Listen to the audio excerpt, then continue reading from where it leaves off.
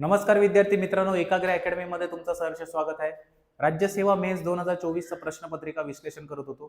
3 विषय आपल्याला झालेले आहे. आजचा जो विषय आहे आपला जो इकॉनॉमिक्सचे आहे. इकॉनॉमिक्स म्हणजे तिकडला बघू शकता की जीएस 4 मध्ये आहे. ऍक्च्युली जीएस 4 मधले जे आपण 30 प्रश्न इकॉनॉमिक्सचे आहेत जे कंपनीच्या दृष्टिकोनातून महत्त्वाचे ते आज डिस्कस करणार आहोत. उद्याच्या लेक्चरला सायन्स आपण डिस्कस करणार आहोत आणि पुढच्या आठवड्यात बघू शकता 2024 मधलेच राज्यसेवेचे मेन्सचे राहिलेले प्रश्न तसेच कंबाईन 2024चं मेन्स गट ब आणि गट क ते पण पेपर आपण डिस्कस करणार आहोत. आणि मग आपला कुठंतरी बघू शकता 2500 प्रश्नांच्या आसपास पीवायक्यूचं सेशन आपण एंड करून मग डिरेक्टली 4 तारखेची परीक्षा द्यायला जाणार आहे. तसेच लाईव्ह मध्ये पण आपले बरेच सारे आता इम्पॉर्टंट आता डेटा चालत झालाय, म्हणून लाईव्ह पण तुम्ही अटेंड करा लेक्चर. चला तर अर्थशास्त्र इकॉनॉमिक्स आपण बघूया की थोडेफार इकॉनॉमिक्स बघू शकता की मॉडरेट राहिलेला पेपर आहे. जास्त सोपा पण नव्हता आणि हार्ड पण नव्हता, जास्त मॉडरेट राहिलेला पेपर आहे. तर चला, भारतीय नियोजन आयोगाने 11व्या पंचवार्षिक योजनेत कोणती संकल्पना समाविष्ट केली होती?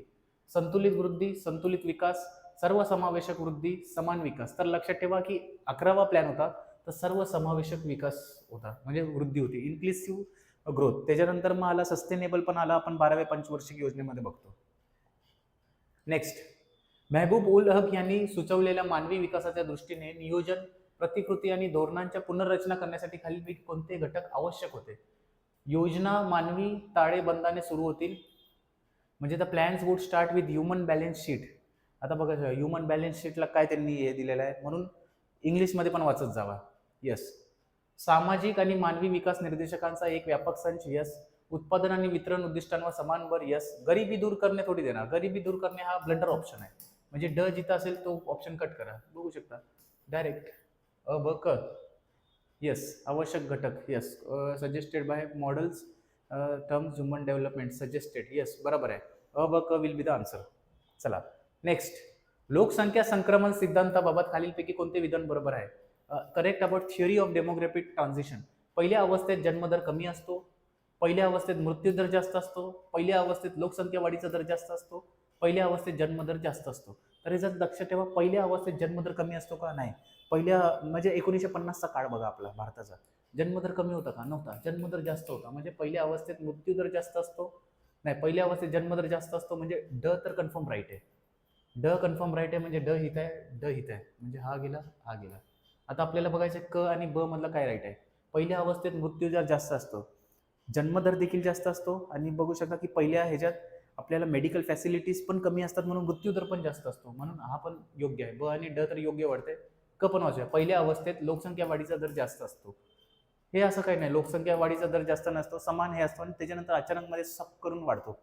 येस, ब आणि ड will be the right answer.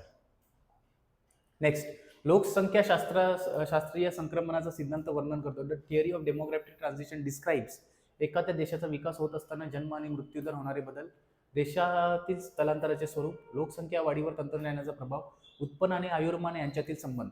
तर लक्षात ठेवा, हे काय, एखाद्या देशाचा विकास होत असताना जन्म मृत्यूदरात होणारे बदललाच आपण बघू शकता डेमोग्राफिक ट्रान्झिशन बोलतो. येस, सोपा प्रश्न होता. नेक्स्ट, मेहबूब उल हक यांच्या मते मानवी विकासाच्या प्रतिमानामध्ये 4 आवश्यक घटक आहेत, जसे की आयुर्मान आणि आरोग्य. नाही, मेहबूब उल हक ते नाही बोलतात. समानता आणि सक्षमीकरण बोललेले, शिक्षण आणि दर्जेदार राहणीमान हे पण नव्हते बोलले, टिकाऊपणा आणि उत्पादकता. यस, ब आणि ड will be the right answer. म्हणजे there are 4 essential components for human development paradigm. Life expectancy and health नव्हताच, equity, unavailable and sustainability and productivity. Application based त्यांनी बघू शकता हे येतात, इक्विटी, अनेबिलिटी, प्रोडक्टिव्हिटी, सस्टेनेबिलिटी. हे आपण मेहबूब उल हक बद्दल आपण वाचलेलं जर असेल प्रॉपरली, राज्यसेवा ऍक्च्युली मेन्सला आहे, इकॉनॉमिक्स मध्ये पण आहे, बऱ्याच साऱ्या पुस्तकात आपल्याला दिलेलं आहे डिरेक्टली. येस, तर आपल्याला हे कळून येतं. येस. चला नेक्स्ट, पैशाचा प्रमाण सिद्धांतानुसार जर पैशाचा पुरवठा दुप्पट झाला आणि पैसा आणि उत्पादनाचा वेग स्थिर राहिला तर किंमत पातळीचे काय होईल? According to the quantitative theory of money, if the money supply doubles and the velocity of money and output remain constant, what happens to the price level? ती तशीच राहते, ती दुप्पट होते, ती अर्धवट होते, ती थोडी कमी होते. तर लक्षात ठेवा, पुन्हा एकदा इंग्लिशमध्ये वाचूया. If the money supply doubles, म्हणजे मनी सप्लाय जर आपण देतो डबल झाला, and the velocity of money and output remain constant, what happens to the price level? Money supply आपण देतोय, बट वेलोसिटी आणि प्राइस हे कॉन्स्टंट हे राहतात, म्हणजे काय होतंय की महागाई वाढते, म्हणजे जे महागाई जे प्राइस लेवल आहे ती दुप्पट होते. येस. नेक्स्ट, प्राथमिक, दुय्यम आणि आकस्मिक आणि पैशांच्या कार्यसंदर्भात खालीलपैकी योग्य. Primary, secondary, contingent. म्हणजे ह्याच्या आपल्याला योग्य जोड्या लावायच्या आहेत.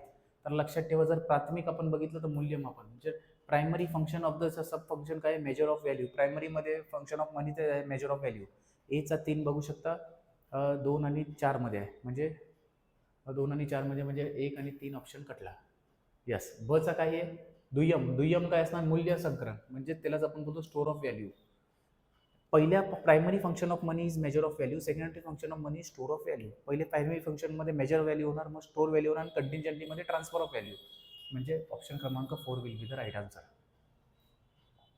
नेक्स्ट, मनी गुणांक प्रभाव उद्भवतो कारण the money multiplier effect occurs because bank त्यांच्या सर्व ठेवी राखीव ठेवतात, उच्च शक्तीच्या पैशाच वाढ, सरकार जास्त पैसे छापते, लोक त्यांचे सर्व पैसे बँकांमध्ये साठवतात. म्हणजे हे मनी मल्टिप्लायर हा सिस्टमच का उद्भवतो, लक्षात ठेवायचे, कारण उच्च शक्तीच्या पैशात वाढ होते. म्हणजे काय, increase in the high powered money. म्हणूनच मनी मल्टिप्लायर बघू शकता इफेक्ट आपल्याला जाणवायला लागतो. येस.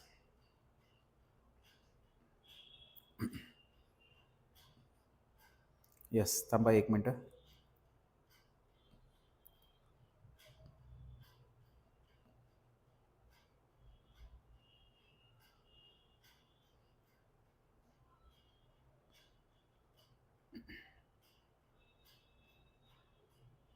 एक मिनिट.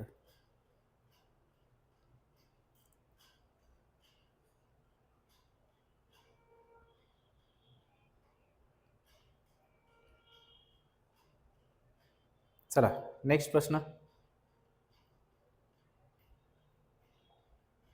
चला, the quantitative theory of money assets. पैशाचे प्रमाण सिद्धांत आणि प्रतिपादन काय करतो, करतो की पैशाच्या पुरवठ्यावर किमतीवर कोणतेही परिणाम होत नाही.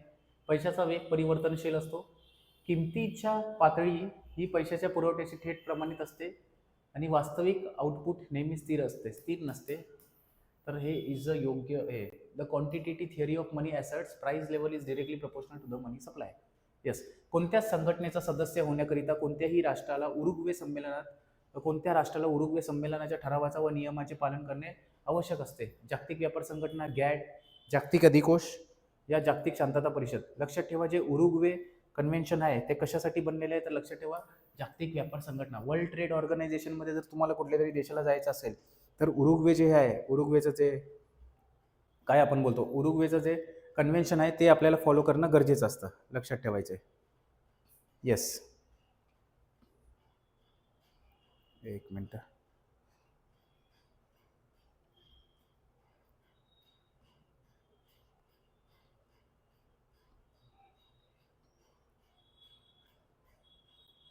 चला नेक्स्ट.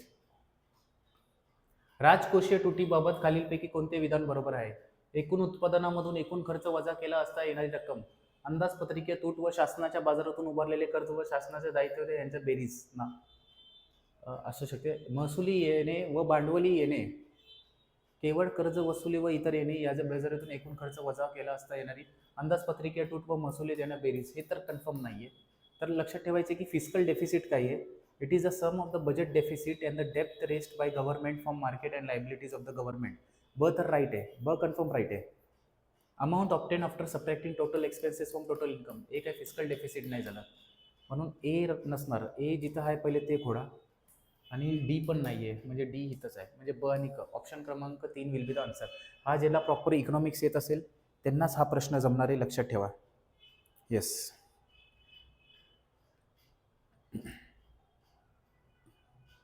थांबा 1 मिनिट.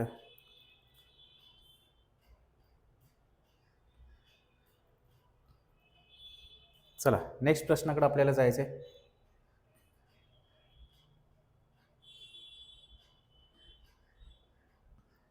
येस. वेट.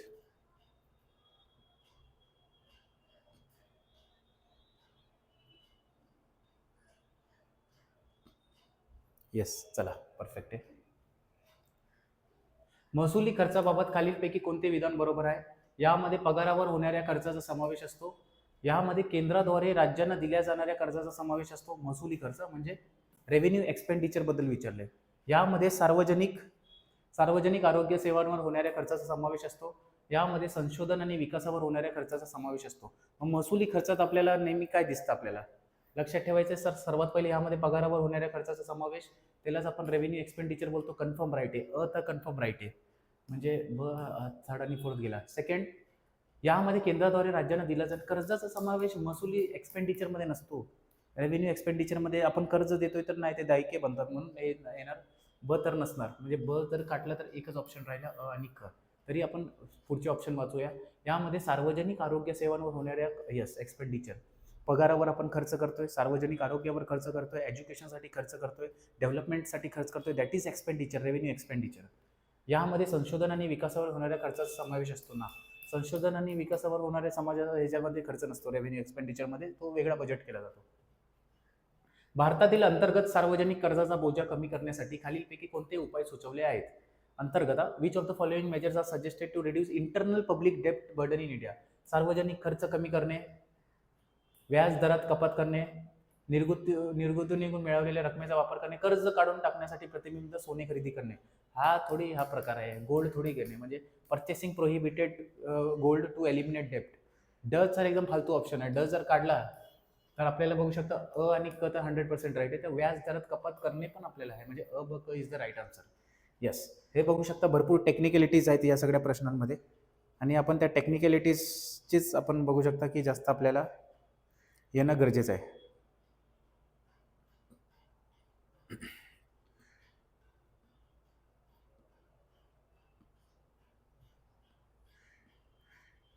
थांबा एक मिनिट, पुन्हा एकदा.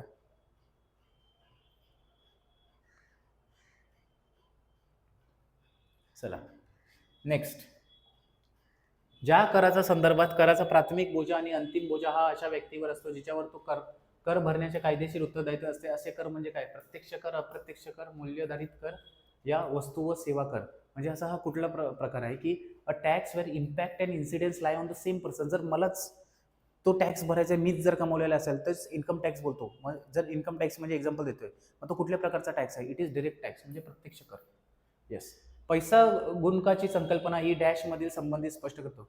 The concept of money multiplier explain the relationship between पैशाचा पुरवठा आणि अर्थसंकल्पीय टूल. पैशाचा पुरवठा, राखीव पैसा, पैशाचा पुरवठा आणि पैशाची मागणी, पैशाचा पुरवठा आणि व्याज दर. आता बघू शकता की मनी मल्टिप्लायरवर इथून पूर्वी पण तो प्रश्न आलेला होता, आणि त्याचं पण आपण बघू शकता की योग्य उत्तर बघितलं होतं की तो वेगळ्या संदर्भात होता. तर लक्षात ठेवा, पैशाचा गुणाकाचे संकल्प म्हणजे पैशाचा पुरवठा आणि राखीव पैसा, म्हणजे मनी सप्लाय अँड रिझर्व्ह मनी. ह्यालाच आपण बोलतो मनी मल्टिप्लायर एक्सप्लेन्स रिलेशनशिप बिटवीन मनी सप्लाय आणि रिझर्व्ह मनी. मनी किती सप्लाय करतोय आणि रिझर्व्ह किती पैसा आहे, त्याचा जो रिलेशनशिप दाखवतो, it is money multiplier. Next, GDP deflector कशासाठी वापरला जातो? महागाई मोजण्यासाठी, बेरोजगारी मोजण्यासाठी, आर्थिक वाढ मोजण्यासाठी, वित्तीय तूट मोजण्यासाठी. कंबाईनच्या दृष्टिकोनाने महत्त्वाचा प्रश्न. What is GDP deflator use to measure unemployment? लक्षात ठेवा, मेजर अनएम्प्लॉयमेंटच आहे का? काय वाटतंय? थांबा एकदा ह्याचा, नाही ना ना, जीडीपी डिफ्लेक्टरने अनएम्प्लॉयमेंट नाही मोजत, सॉरी. महत्त्वाचा आहे हा प्रश्न, पण लक्षात ठेवा, जीडीपी डिफ्लेक्टर जे आहे तो इन्फ्लेशन मेजर करण्यासाठी मोजतो, म्हणजे महागाई मोजण्यासाठी. 100% जीडीपी जे डिफ्लेक्टर आहे ते महागाई मोजण्यासाठीच बघू शकता वापरला जातो. नेक्स्ट, खालीलपैकी कोणत्या बेरोजगारी प्रकारातील विशिष्ट कर्मचाऱ्यांचे सीमांत उत्पादन शून्य आहे? उघड बेरोजगारी, तांत्रिक बेरोजगारी, प्रचलन बेरोजगारी, चक्रीय बेरोजगारी. म्हणजे अशी कुठली बेरोजगारी आहे की unemployment type certain employees have zero marginal output. प्रचलन बेरोजगारी, त्यालाच बोलतो आपण disgust unemployment. Yes.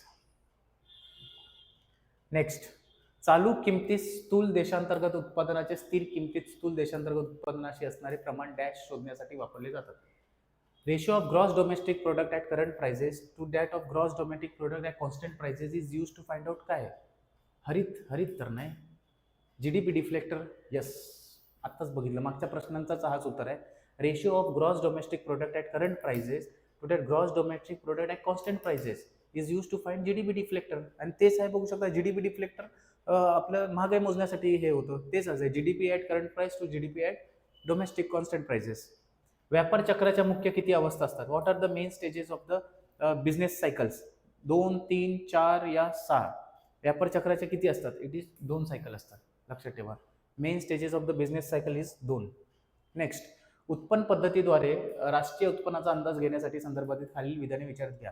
Consider the following statement in the context of estimating national income using income method. Income मेथडनी जर नॅशनल इन्कम मापायची असेल तर काय इम्पॉर्टंट आहे, तर लक्षात घ्यायचं पहिला, उत्पन्नाच्या पद्धतीद्वारे राष्ट्रीय उत्पन्नाच्या अंदाजामध्ये हस्तांतरित देयके समाविष्ट नाहीत. यस, नाहीत, परफेक्ट आहे. Transfer payment are not included in estimating national income using income method, कारण इन्कम मेथडने हे करतोय. बेकायदेशीर पैसा जसे की हवाला पैसा, तस्करीने कमवलेला पैसा उत्पन्नाच्या पद्धतीद्वारे राष्ट्रीय उत्पन्नाचा अंदाज लावण्यास समाविष्ट केला जात नाही. येस, हे पण बरोबर आहे. जे इलिगल मनी आहे ते इन्कम मेथडमध्ये नाही मोजलं जात, जे ऑफिशियल लीगल मनी आहे तेच मोजला जातो. अनपेक्षितपणे मिळणारे जसे की जिंकलेली रक्कम उत्पन्न पद्धतीद्वारे राष्ट्रीय उत्पन्नाचा अंदाज लावण्यास समाविष्ट केला जातो, नाही, हा केला जात नाही आहे ऍक्च्युली, म्हणून केली जाते, नाही केला जात नाही, म्हणून अ आणि ब विल बी द बरोबर. हा ह्याचाच ऑपोजिट दिलेला स्टेटमेंट आहे.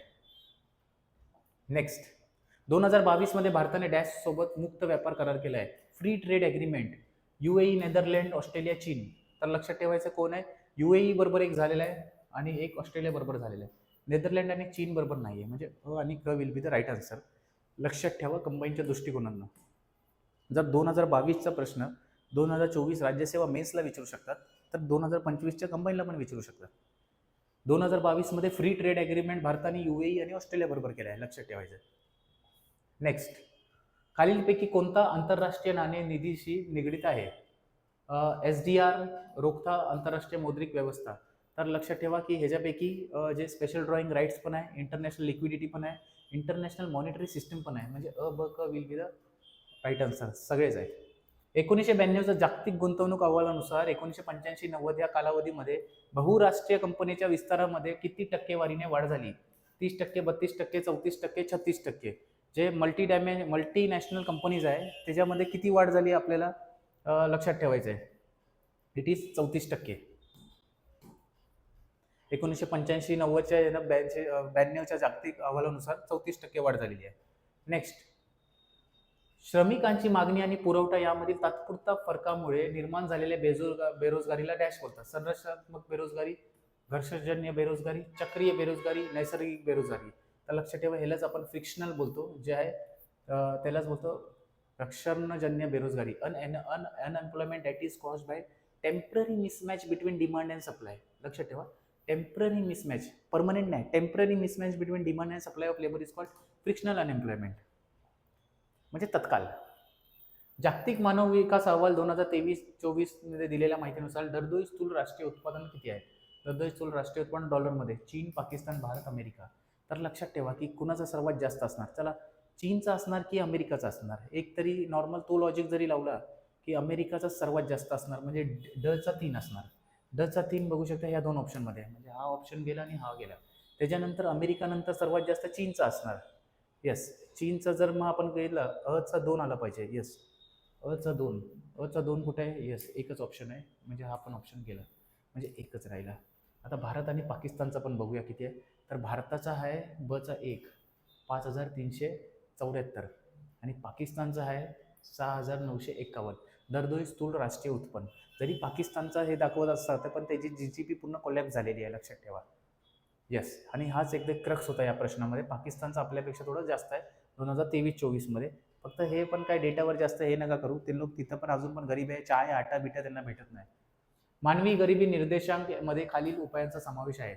ह्युमन पॉवर्टी इंडेक्समध्ये कशाचा हे आहे? उत्पन्न, साक्षरता, आयुर्मान, शिक्षण, रोजगार, उत्पन्न, दीर्घ आयुष्य, ज्ञान आणि जीवनमान, आरोग्य, पायाभूत सुविधा, नैसर्गिक संसाधने. नैसर्गिक संसाधने तर नाही आहे, मग दीर्घ आयुष्य, ज्ञान आणि जीवनमान. Very important. ह्युमन पॉवर्टी इंडेक्समध्ये लॉन्जिटिव्हिटी, नॉलेज, स्टँडर्ड ऑफ लिव्हिंगचं मेजरमेंट केलं असतं, लक्षात ठेवायचं. ह्युमन डेव्हलपमेंट इंडेक्स वेगळा, ह्युमन पॉवर्टी इंडेक्स वेगळा. पॉवर्टी इंडेक्समध्ये longevity, knowledge, standard of living. Longevity, knowledge, standard of living. Yes. Next, विकासाचे निर्देशांक म्हणून खालीलपैकी कोणते 2 निर्देशांक बरोबर आहेत? भांडवल निर्मितीचा दर, राहणीमानाचा दर्जा, जाती जातीतील तणाव, 2 राज्यातील पाणी वाटप. ह्याच्यातील कसला आपल्याला भेटलाय? Following indicators are correct. Development indicators कुठला आहे त्याच्यातलं विचारलंय. भांडवलातील निर्मिती, रेट ऑफ कॅपिटल फॉर्मेशन तर आहे, भांडवलातील निर्मिती तर येणार, म्हणजे हा गेला ऑप्शन. राहणीमानाचा दर्जा, standard of living, stress within the caste, हा डेव्हलपमेंटचा हे नाही आहे, लक्षात ठेवा. Stress within the caste म्हणजे क आपल्याला घालवायचा आहे, क गेला तर हा पण ऑप्शन गेला. म्हणजे अ तर कन्फर्म राईट झाला. आता ब आणि ड मधला पण बघूया. राहणीमानाचा दर्जा की 2 राज्यातील पाणी वाटप. काय आहे डेव्हलपमेंटचे इंडिकेटर्समध्ये काय आलं पाहिजे? 2 राज्यातील पाणी वाटप हा काय डेव्हलपमेंटचा इंडिकेटरच नाहीये. म्हणजे ड तर खोडा म्हणजे राहिला अ आणि ब फक्त. भांडवल निर्मितीचे दर आणि राहणीमानाचा दर्जा. येस. थोडंफार लॉजिकल प्रश्न आले आणि बघू शकता ऑलमोस्ट सगळे मल्टी लायनर्सच आहेत. खालीलपैकी कोणती लोकसंख्या शास्त्रीय संक्रमणाच्या सिद्धांताच्या तिसऱ्या टप्प्याची वैशिष्ट्य आहे? पहिल्या टप्प्यात आपण बघितलं की जास्त डेथ रेट आणि जास्त मृत्यूदर आणि जास्त बघू शकतो जन्मदर पण. तिसऱ्यामध्ये काय? कमी जन्मदर, यस. उच्च मृत्यूदर हे नसणारच. लहान कुटुंबाचा आकार, लोकसंख्येच्या वाढीचा कमी दर. आता ह्याच्यापैकी काय आहे? बघू शकता की उच्च मृत्यूदर सोडून बाकी सगळं तिसऱ्या संक्रमणाचा बघू शकता सिद्धांताचं वैशिष्ट्य आहे. येस. नेक्स्ट. WTO अंतर्गत ट्रिम्स करार खालील गोष्टींच्या संबंधित आहे. बौद्धिक संपदा हक, व्यापारावर परिणाम करणारे गुंतवणुकीचे उपाय, कृषी अनुदाने, पर्यावरण मानके. TRIMs agreement under the World Trade Organization कशाशी संबंधित आहे? तर लक्षात ठेवा व्यापारावर परिणाम करणारे गुंतवणुकीचा उपाय. वर्ल्ड ट्रेड ऑर्गनायझेशनचे ट्रिम्स एग्रीमेंट आहे investment measures affecting trade. Yes. आणि बघू शकता आजचा लास्ट प्रश्न. भारताच्या सहकार क्षेत्रासमोर पुढीलपैकी कोणती आव्हाने आहेत? सरकारकडून सहकार क्षेत्राला दिल्या जाणाऱ्या अनुदानात घट. येस, हे आव्हान तर आहे. सहकार संस्थांमधील वाढता राजकीय हस्तक्षेप हे पण आहे. बहुराष्ट्रीय कंपन्यांशी करावा लागणारी स्पर्धा हे पण आहे. बाजारपेठेचा विस्तार करणे सगळेच आहे ऍक्च्युली बघू शकता.